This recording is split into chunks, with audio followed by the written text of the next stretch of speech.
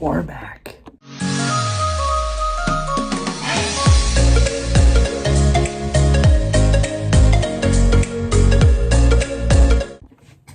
Yes, we are back, guys, and today we are doing my full-on review on Black Panther, Wakanda Forever, because I have a lot to say about this movie.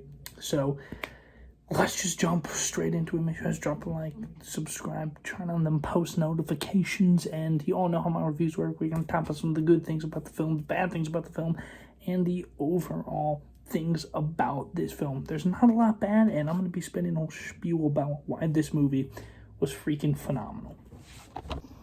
So, of course, we're going to start off with the bads, simply because there's just so much in the goods.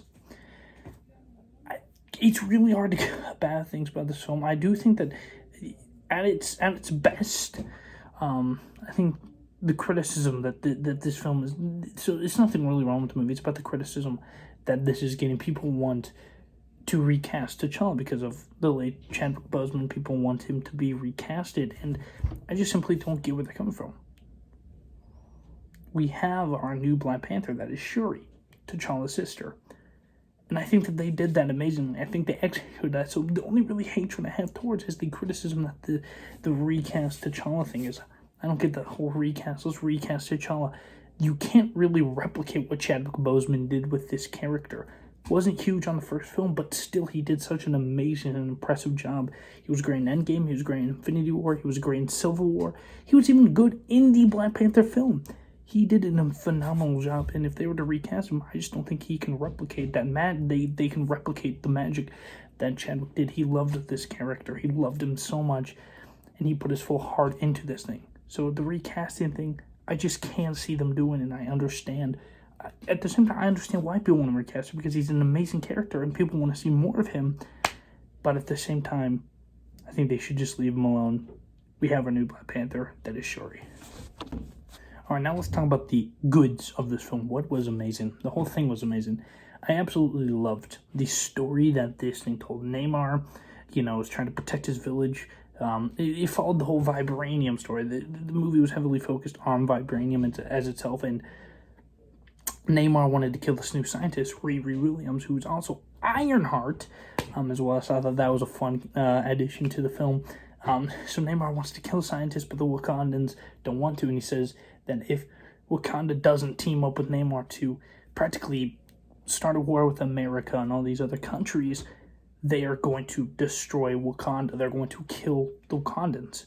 So that was practically the whole Namor plot, is like he wanted to team up with Wakanda, but they wouldn't let him because he says that he wanted to kill the scientist. And if Shuri doesn't let him kill the scientist, then he's just gonna go nuts on Wakanda. I think that at his best, he's an amazing villain. He was not really even a villain. He was more of an antagonist of the film. Spoiler alert, like I said, this is your spoiler warning, was at the very beginning of this video, but he killed Queen Ramonda with the little water explosion. She drowned, saving Ironheart. And I thought that was an amazing and touching thing. And then Shuri screaming in the back, trying to go talk to her mother, but M'Baku just was holding her, and I thought that was just amazing. I just thought that was so good. I thought that was an amazing, touching, very emotional scene. I saw my brother even crying during that scene, and it was an emotional movie. I didn't cry, but I was still, like, my stomach was, it was a very sad film, don't get me wrong. I think one separate thing in this review that completely deserves its own discussion is the tribute to Chadwick Boseman. The beginning of this movie was so freaking emotional.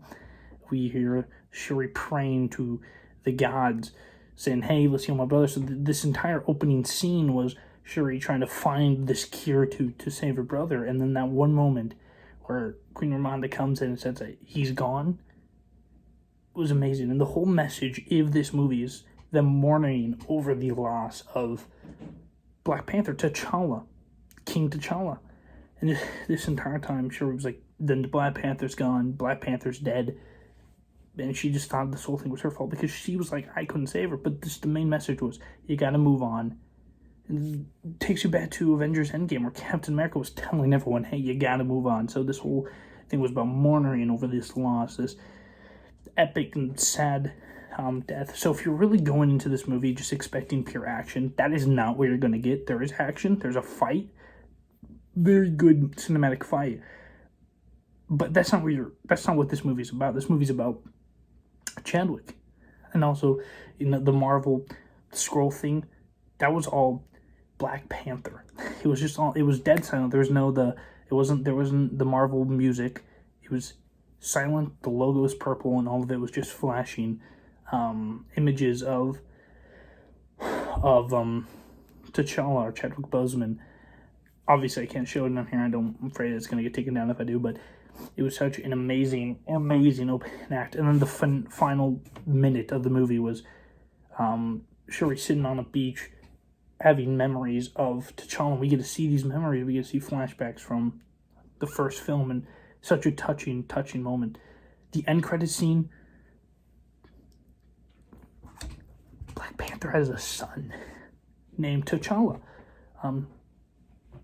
Prince T'Challa, son of King T'Challa. I thought that was amazing. Nakia was amazing in this film. Everything in this film, it did exactly what it said it was going to do. Was this tribute to Chadwick Boseman, such a sad loss, and it impacted the Marvel community, and they just did it justice. They nailed it to its core. Like I said, I wasn't really going in here with much expectations, but I came out happy, amazed, and emotional. I gave this movie a 10 out of 10, and it is in my top 10 movies. I'd probably even put it 6th. Not exactly my top 5, but I would put this 6th on my ranking of the MCU films. Might be a future video, but this movie is just fun, amazing, and just a stunning film, and an emotional and beautiful film, and it just wrapped up T'Challa's character nicely. Like I said, overall, this movie, I'm going to give it a 10 out of 10. People also want to fight the urge that they didn't like what they did with Chadwick Boseman's. They didn't like what they did with Black Panther, but he did it in such this respectful way, a very respectful way. You know what I mean? The director, he did just such this amazing job. He get condolences from his family to know, like, hey, we can go do this. And they did it so good. In the movie, he died from an illness, and Chadwick Boseman died from cancer. So just that entire movie, that message it was trying to send was so great and was so beautiful. And I can't wait to see the future of Black Panther. I can't wait to see what is next, because that movie was absolutely amazing. By far the best movie out of Phase 4. I think it beats No Way Home right back there.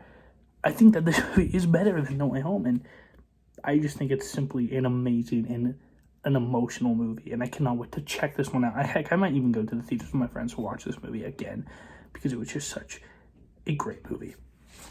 So overall, 10 out of 10 film. Thank you all so much for watching. Make sure to drop a like, subscribe, and turn on post notifications, and we'll see you guys later. Goodbye. So I'm about to go edit. One thing I should probably add was the soundtrack was also amazing. Lift Me Up by Rihanna.